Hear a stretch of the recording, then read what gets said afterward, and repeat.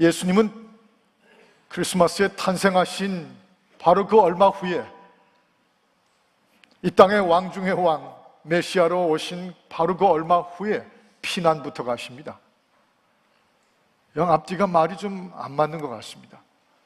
이 땅의 권세와 또 우리 모든 인류에게 구원을 주러 오신 그분이 부모와 함께 야반 도주하듯이 밤중에 애굽으로 도망을 칩니다.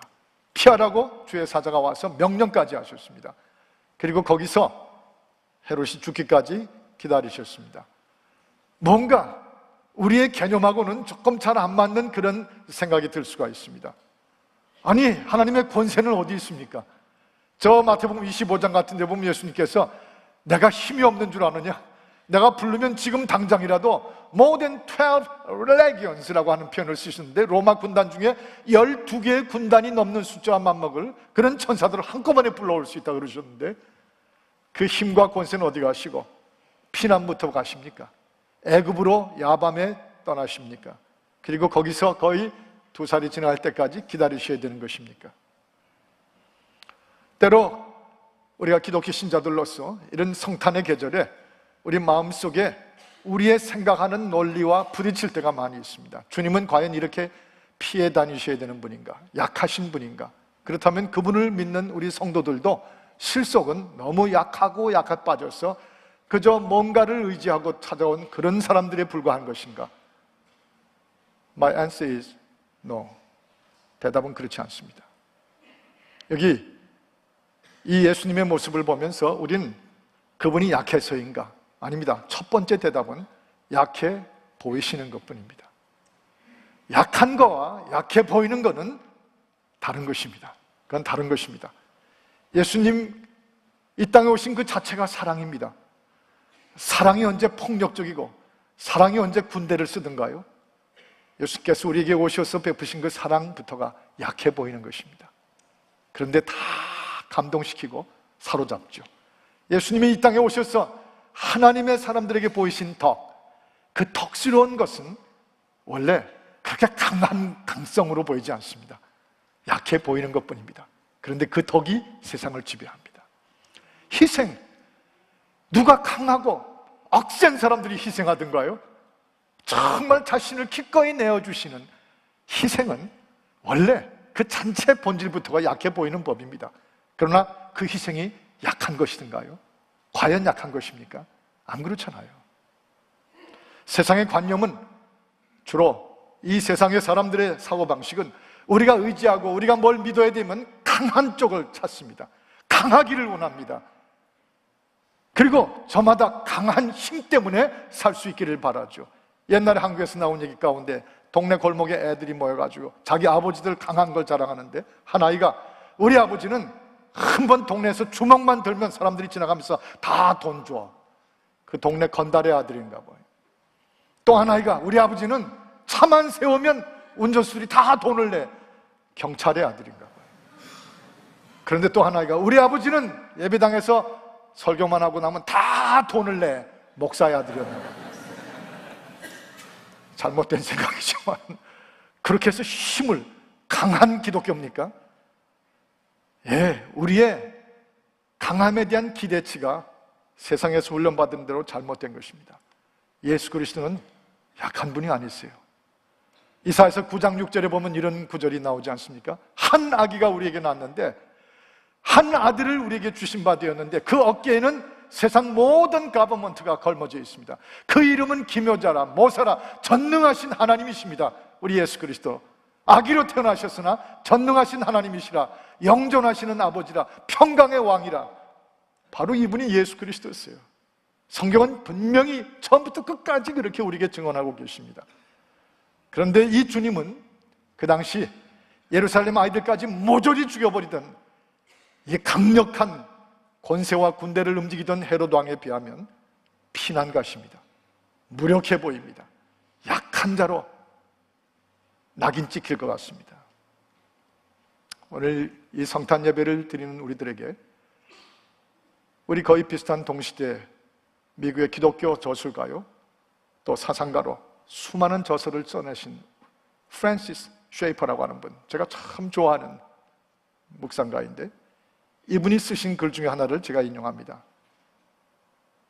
우리 하나님은 이 세상의 슬픔을 우리보다도 더 싫어하셔서 죄로 병든 인간을 치유하시기 위해 자기 아들을 보내고 죽게 하신 것이다. 그걸 감당하신 분은 우리에게 모든 것을 주실 수 있는 분이다. 이 세상의 인간의 고통, 무거운 짐, 질병, 슬픔, 사람이 삶이 갖고 있는 그 무거운 삶의 고초들, 그것을 바라보시는 하나님은 우리가 그런 것들을 싫어하는 것보다 더 싫어하셔서 그것을 치유하고 그것을 바꿔놓으시기 위해서 그 아들을 이 땅에 보내시고 죽게 하셨다는 것입니다.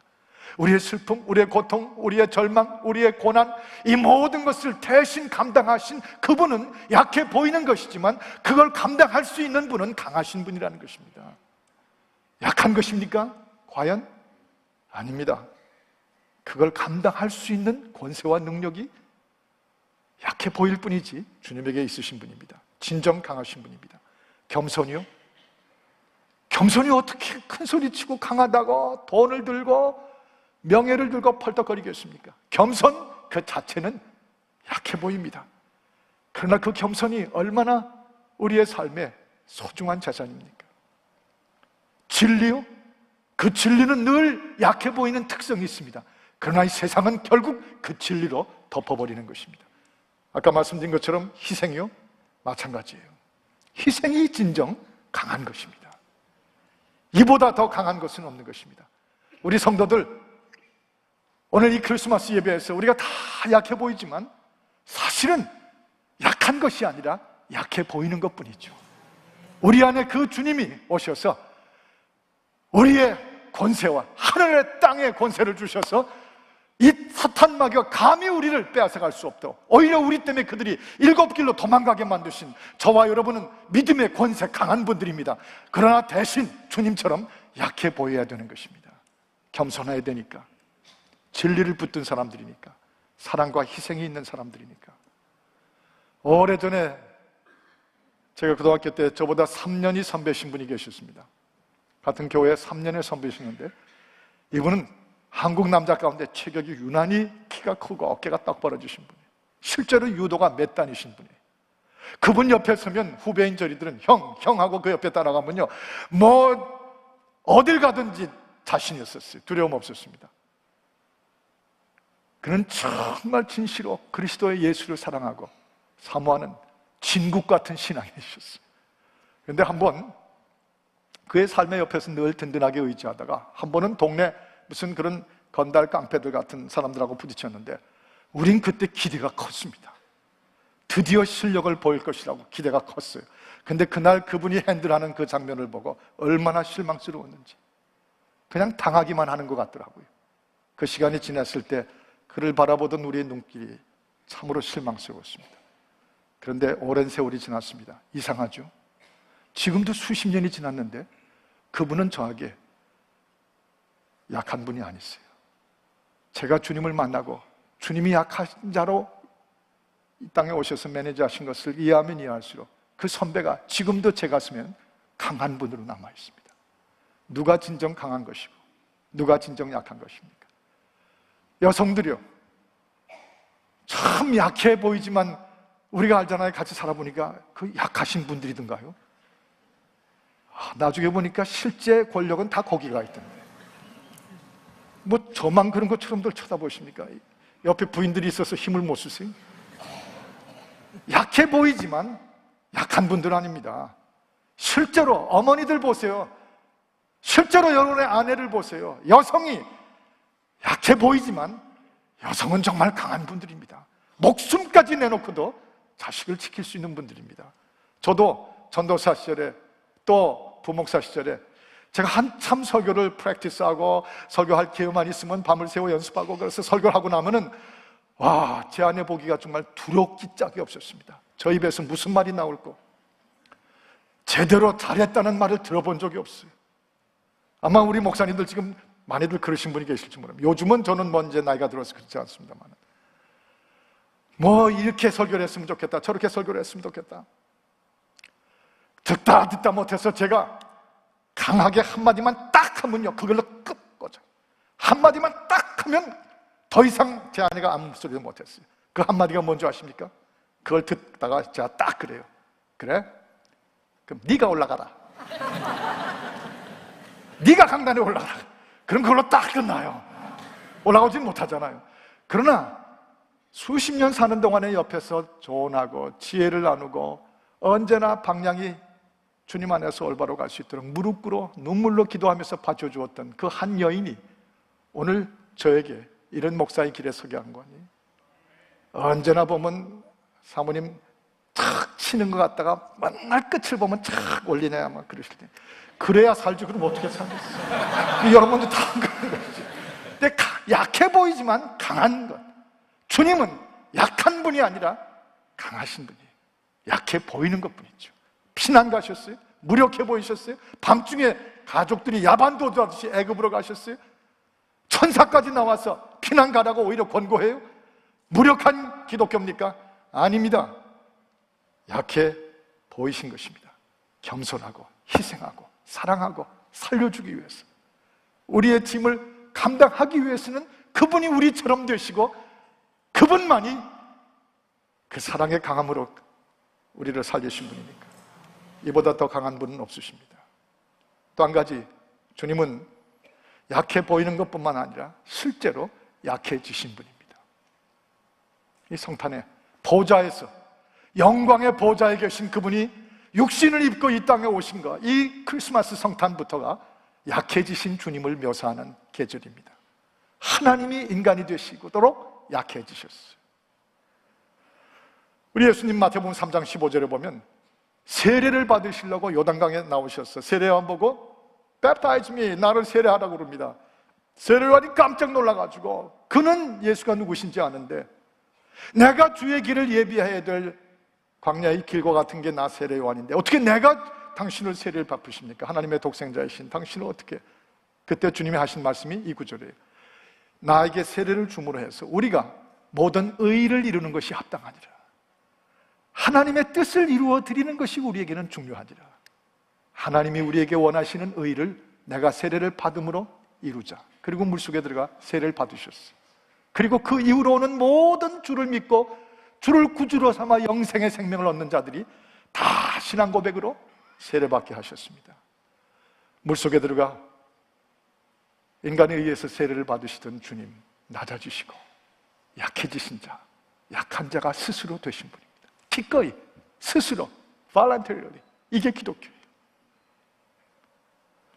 여러분이요, 아기를 끔찍하게 예수를 잡아 죽이기 위해서 유대인의 왕으로 났다고 하는 아기 예수를 죽이겠다고 베들레헴 일대의 어머니들의 슬픈 곡성이 하늘을 뚫을 만큼 수많은 아기들을 죽여버렸습니다. 소위 강하다는 헤롯이 애굽에 피난 갔습니다. 가난하게 30세까지 사셨어요.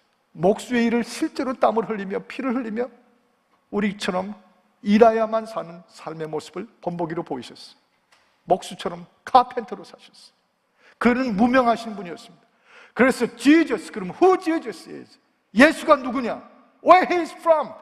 그가 어디서 온 자냐? Well, the Jesus is from Nazareth. 나자렛이라고 하는 것은 지금도 그렇지만 그 옛날엔 더구나 정말 가난하고 가난한 빈촌이었어요. 그 나사렛 예수라고 하는 그 이름 자체는 누구도 모르는 무명이었습니다. 이처럼 약자, 약한 자, 약해지신 분. 그러나 그것은 약한 것이 아니라 약해지신 것입니다. 이건 큰 차이, 너무나 큰 차이. 하나님의 영광을 위해서, 주의 나라를 위해서, 우리의 구원을 위해서, 그리고 우리를 사랑하시는 최선의 길을 위해서 스스로 약해지신 분입니다. 오늘도 비가 엄청나게 쏟아지네요. 우산 써들고 어떤 분은 우산도 없이 차에서 뛰어내려오시는 모습을 제 사무실에서 내려다봤습니다. 그래서 오늘 이 악조건 속에서 교인이 몇 분이나 오실까 하니까 평소보다 더 많이 오셨네요. 그런데 우리는 그렇게 오면 되지만 저 비전 파킹랏에서, 바로 이 교회들의 이 넓은 파킹랏에서 우리의 파킹랏에 온 수고하시는 분들, 그분들이 무슨 월급을 받습니까? 도대체 뭐하러 나가서 그러고 있습니까? 오직 한 이유예요. 그리스도 은혜와 주의 구원의 역사가 이루어지기 위해서 스스로들 그 앞에 뛰어나가 몸을 철철 온 피로 젖으며 약해지고 있는 것입니다. 약해지고 있는 것뿐이에요. 지난 1년도 식당에서 내내 뛰시는 식당 팀장님, 그 부인과 그 사모님, 사모님과 그 장로님, 아주 그냥 식당에 절었고 설거지에 절어버렸어요. 1년 동안 그 수만 병 먹였어요. 그런데 이제는 그 양복을 입은 모습보다는 그 윤장로님 딱 뵈면 앞치마 들고 있는 모습이 더 익숙해요. 식당 주방장님. 근데 그 두 부부가 누굽니까? USC에 세계 최고의 수준의 생명공학연구소에 두 사람이 다 박사들이에요. 거기서 중요한 그 연구소에 차질하는 분들입니다. 그런데 그들이 하는 일은 주일날 달려와서 식빵 주방장을 하고 있어요. 약해지시는 이 위대함, 약한 자가 아니라 스스로 주를 위해서 약해진 것, 그래야 주의 나라가 이루어지니까, 교회가 주의 뜻대로 역사할 테니까. 베델동산에 올라가 봐도 그 주방장 모자를 쓰신 분들이 나와서 젊은 형제들 앞에, 그 중에 한 분은 70세가 넘으신 분인데도 마치 애교를 부리듯이 그 높은 요리사 모자를 쓰고서 막 그러고 하세요. 어쩌고 그 모습을 볼 때 어떤 땐 가슴에 그냥 확 눈물이 맺힐 정도예요. 뭘 위해서? 주를 위해서 스스로 자신을 낮추고 낮아지셔서 약해지신 그분을 오직 본받기 위한 그리스도의 제자의 모습 아니에요? 그 주방장분의 한 사람은 실제로 지금 데니스 체인 레스토랑을 근 50개 가까이 미 서부 일대에 경영하고 직원이 수없이 많은 CEO, 현직 CEO 중에 한 사람이에요. 제가 알고 있어요. 그런데 거기 올라와서 주방장 역할을 자기 자신이 하고, 그 다음에 그 설거지를 베델동산 하는 동안에 수만 개, 수백 수천 개를 설거지를 다 하고 서 있어요. 하나님 나라에서 문지기 되고 낮아지고 요리해주고 먹여주고 섬겨주고 눈물 닦아주고 영락없이 주께서 이 땅에 오셔서 행한 일과 똑같습니다. 주님은 약한 분이 아니라 약해지신 분이고, 오늘 우리 베델의 식구들은 주님을 닮아서 약해지는 것으로 행복을 삼고, 오늘도 이 성찬을 여기 받습니다. 이 성찬의 떡을, 이 성찬의 잔을 받을 때 가장 약한 자 중에 약한 자가 되셔서 남의 손에 의해 십자가에 못 박히시고 창에 찔리셔서 피 다 흘리신 그분의 살과 그분의 피를 오늘 이 성찬으로 먹는 것입니다. 가장 약한 자의 몸을 먹고 피를 마시는 기념하는 일들입니다. 그런데 그분이 과연 약한 분입니까? 저와 여러분의 구원을 위해서 피가 되어주시고 살이 되어주신, 생명의 떡이 되어주신 약해지신 거 아닙니까? 에베소서 5장 2절은 그래서 오늘 우리에게 이렇게 말씀하세요. 같이 한번 읽어보십시다. 같이 읽습니다. 시작. 그리스도께서 너희를 사랑하신 것 같이 너희도 사랑 가운데서 행하라. 그는 우리를 위하여 자신을 버리사 향기로운 제물과 생축으로 하나님께 드리십니다. 그는 우리를 위하여, 우리를 사랑하시사 자신을 버리어서 드리셨느니라. He gave himself up for us, for each one of us. He gave up. 그분 자신을 기꺼이 포기하시사 자신을 약해진 자로 만드셔서 우리에게 주셨느니라.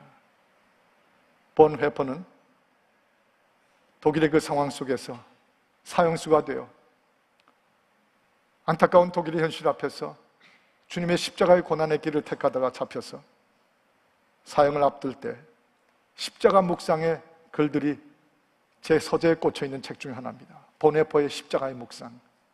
그 글 중에 이런 글 하나를 발췌할 수가 있었습니다.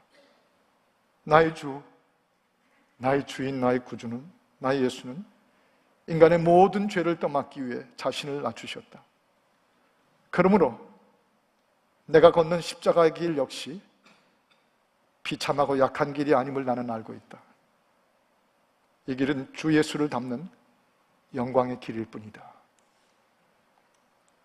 그 문장을 밑줄을 쳐놨는데요, 시시때때로 꺼내서 읽을 때마다 솔직히 눈물이 맺힙니다.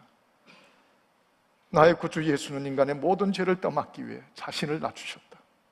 그러므로 내가 걷는 이 십자가의 길 역시 약하고 비참한 것이 아님을 나는 알고 있다. 이 길은 주 예수를 닮는 영광의 길일 뿐이다. 오늘 그 마음으로 이 성찬식을 참여합니다. 한 가지 더, 오늘 본문의 마태복음 2장 15절에 보면 또 13절에도 있고 이렇게 말씀하셨어요.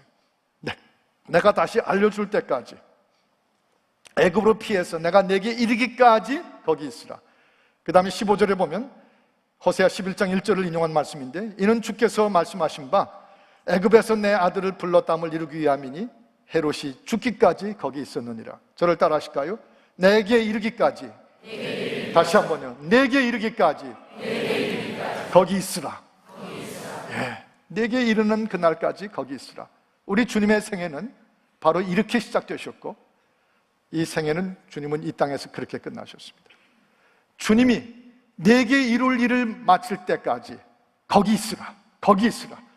33년 이 땅에 계셨습니다. 십자가에서 마지막 말씀 끝내고 그 영혼이 떠날 때까지 그렇게 있으셨습니다. 이루기까지, 그날까지 약해지는 것입니다.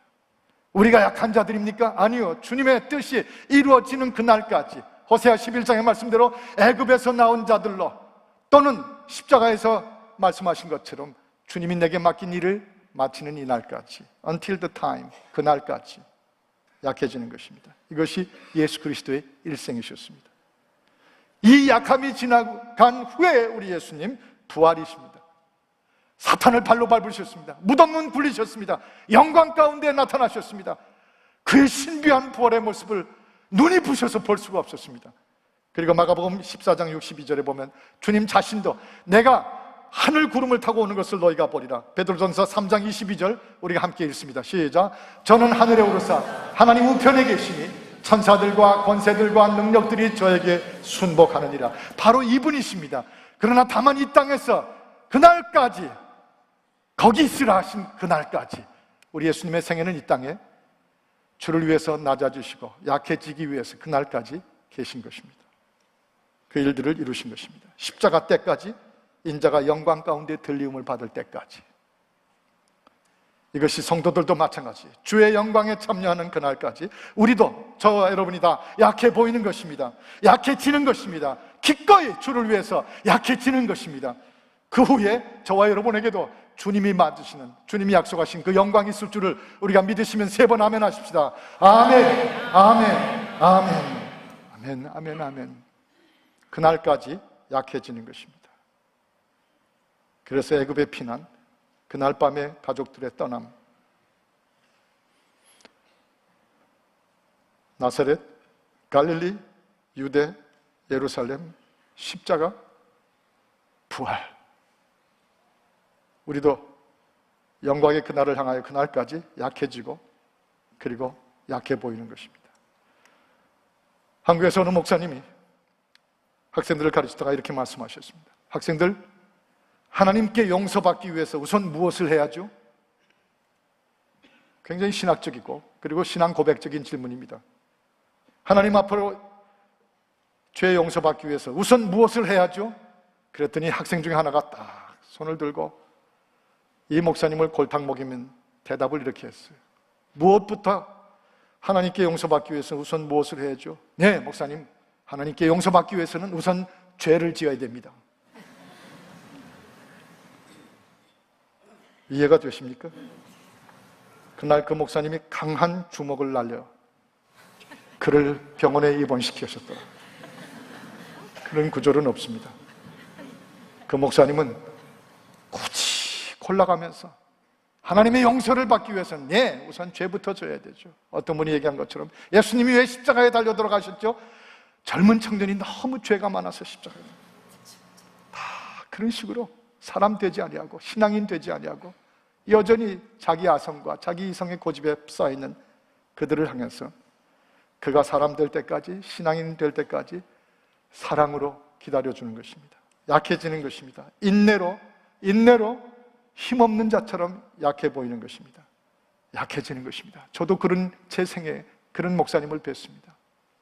지금까지도 그분은 87세에 이르신 분인데 저를 청년 때 가르쳐주신, 고등학교 때 가르쳐주신 안창건 목사님이라는 분은 87세의 인생이신데도 지금도 그는 늘 약해 보이십니다. 그리고 항상 약하고 계십니다. 제가 바로 그런 대답을 했던 학생 중에 하나입니다. 그런데 오늘날 저도 이제는 신앙인이 되어 오히려 제가 가르치고 있습니다. 저 역시 그분처럼, 우리 예수님처럼 그날까지 약해져야 될 텐데, 약하게 보여야 될 텐데, 시시때때로 생각하면 가끔씩 도로 강해져요. 그래서 또 엎드리고 또 주님 앞에 주여, 숨 참고 꿀꺽꿀꺽 하면서 끝까지 주님처럼 그날까지 약해지게 하옵소서. 여러분, 가정에서 너무 강해지지 않으셨어요? 여러분의 삶의 그 관계 속에서 너무 또 다시 강해진 거 아니세요? 성도들인데, 교회 와 있는데 너무 도로 강해진 게 아니세요? 우리 약해 보여야 됩니다. 다시 주를 위해서 약해져야 됩니다. 그게 성탄입니다. 오늘 성찬을 받는 귀중한 이유가 거기 있습니다. 기도하십시다.